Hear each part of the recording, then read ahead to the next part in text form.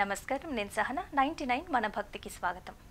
తమిళనాడులోని తిరునల్లార్ అని ఒక ప్రత్యేకమైన ఆధ్యాత్మిక ప్రదేశం శనీశ్వరుడికి అంకితం చేయబడిన పవిత్రమైన పుణ్యక్షేత్రం.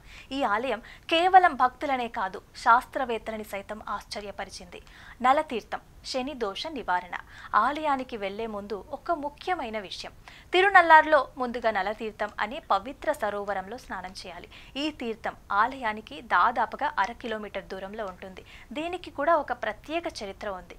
శని ప్రభావం వల్ల తన రాజ్యం, భార్య బిడ్డలని కోల్పోయి కష్టాలు పడ్డ నల మహారాజు ఈ తీర్థంలోనే స్నానం చేసి శని ప్రభావం నుంచి విముక్తి పొందారు. భక్తులు కూడా నల మహారాజుని అనుసరిస్తూ నల తీర్థంలో స్నానం చేసి తడి బట్టలతోటే ఆలయంలోని ప్రధాన దైవం దర్బారణ్యేశ్వర స్వామిని దర్శించుకుంటారు. ఆ తర్వాత తిరిగి నల తీర్థం వద్దకు వచ్చి పాత బట్టలని అక్కడే విడిచిపెట్టి వెనక్కి తిరిగి చూడకుండా వెళ్ళిపోతారు. ఈ సాంప్రదాయం శని ప్రభావం నుంచి బయటపడటానికి ఒక మార్గం లాగా నమ్మబడుతుంది. ఇక ఈ ఆలయం విశిష్టత అలాగే దర్శనం గురించి మాట్లాడుకొస్తే, ఈ సాంప్రదాయం శని ప్రభావం నుంచి బయటపడటానికి ఒక మార్గం లాగా నమ్మబడుతుంది. ఇక ఆలయం విశిష్టత అలాగే దర్శనం విషయానికి వస్తే, తిరునల్లార్ అంటే ఏంటంటే, తిరు అంటే శ్రీ, నల అంటే నలుడు, ఆరు అంటే విముక్తి అని అర్థం. అంటే నలుడు విముక్తి పొందిన ప్రదేశం. ఈ ఆలయంలో ప్రధాన దైవం మహాశివుడు. ఆయన పేరు దర్బారణ్యేశ్వర స్వామి.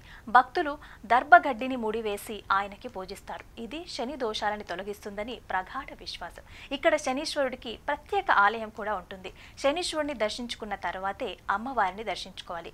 ఇక నాసా పరిశోధన శాస్త్రానికి అందని రహస్యం ఏంటంటే, తిరునల్లార్లోకి ఉన్న అతి పెద్ద ప్రత్యేకత కేవలం ఆధ్యాత్మిక మాత్రమే కాదు, శాస్త్రీయ కోణం కూడా. కొన్ని సంవత్సరాల క్రితం నాసా మరియు జర్మనీ సంయుక్తంగా చేపట్టిన ఒక ప్రాజెక్టులో టామ్ అండ్ జెర్రీ అనే 2 ఉపగ్రహాలు రోజుకు 15 సార్లు భూమి చుట్టూ తిరిగేవి. వాటి మార్గంలో తిరునల్లార్ ఆలయం దగ్గరకు వచ్చిన ప్రతిసారి 3 సెకండ్ల పాటు వాటి వేగం తగ్గుతున్నట్లుగా గుర్తించారు. ఎందుకు అలా జరుగుతోందన్న విషయం ఇంకా అంతు చిక్కని రహస్యంగానే మిగిలిపోయింది. అయితే నాసా శాస్త్రవేత్తలు ఈ ప్రాంతంలో భూమి యొక్క గురుత్వాకర్షణ శక్తిలో మార్పులు ఉండవచ్చని అంచనా వేశారు.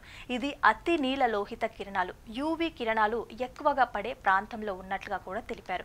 అయితే ఇది కేవలం ఒక ఆలయం కాదు, విశ్వాసం, చరిత్ర అలాగే శాస్త్రం ఒకే చోట కలిసిన అద్భుత ప్రదేశం.